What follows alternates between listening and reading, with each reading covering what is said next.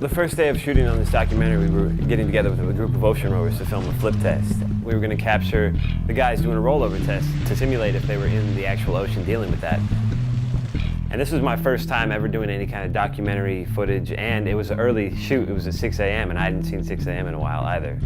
Within about 10 minutes of being there, I was in a wetsuit with a waterproof camera on a boat full of 4 renowned ocean rowers. One's an Olympic gold medalist, holding on to a rope, like getting ready. And he's like, hey, you ready? You ready? 1, 2, 3. Hold on to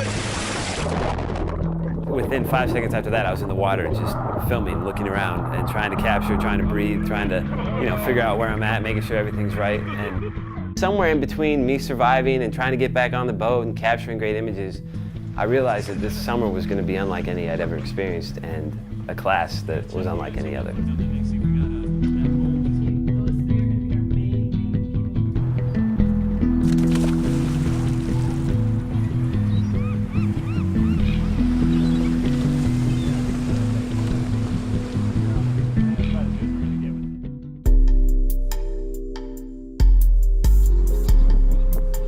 We were in a staff meeting at the Art Institute and someone said, how can we keep students busy during the summer?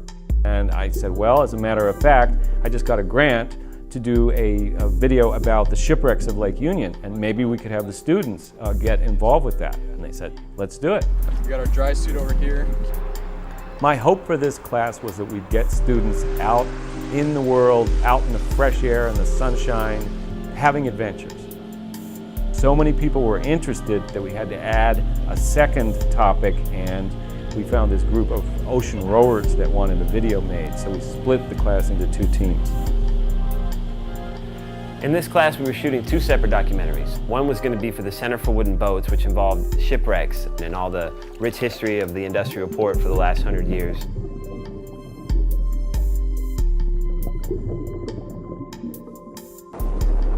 And the other documentary was about a group of ocean rowers, or Northwest, who in 2006 rowed from New York to London in 72 days and actually ended up winning the race. And now they're thinking about doing a similar race again.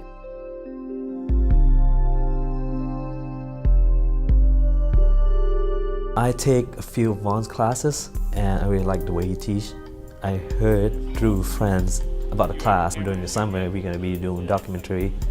Like, great, that sounds like some field experience that we can use, and sound like a fun class that we can actually do hands-on and really doing a real work rather than studying off the book. For a wetsuit, you let the water get in it.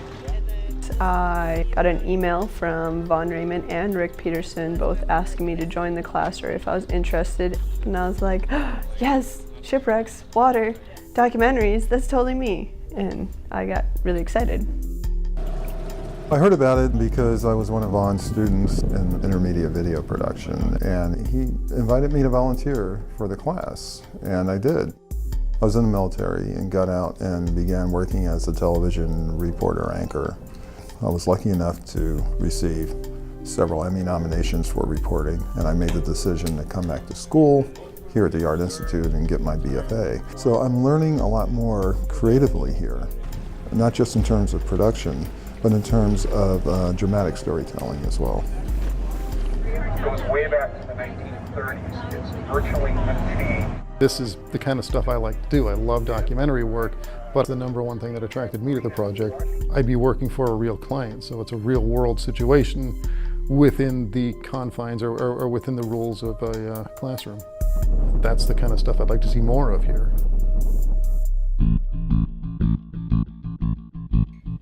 So everybody, welcome to the summer studio class. You all know what the class is about, I think, already, and I think everyone's really, really psyched.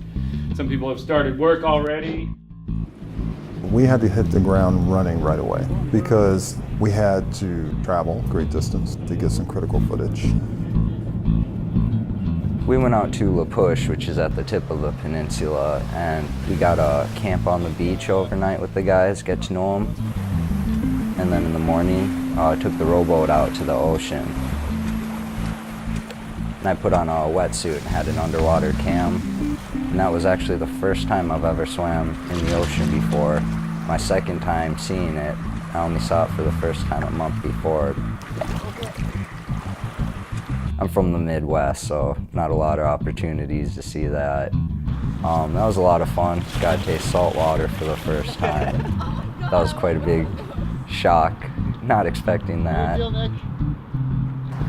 So you're an actual scuba diver, right? Yes, I only dove in tropical waters though, so this is going to be very interesting for me.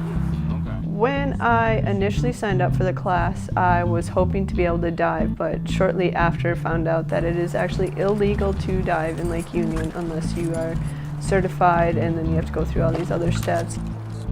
We actually got a great group of divers to do all the diving for us and give us the footage we need. Luckily for me, I was still able to get in the water and do some snorkeling, free diving for video purposes, underwater video of the divers. And I wish I would have actually scheduled more of that because that was a lot of fun.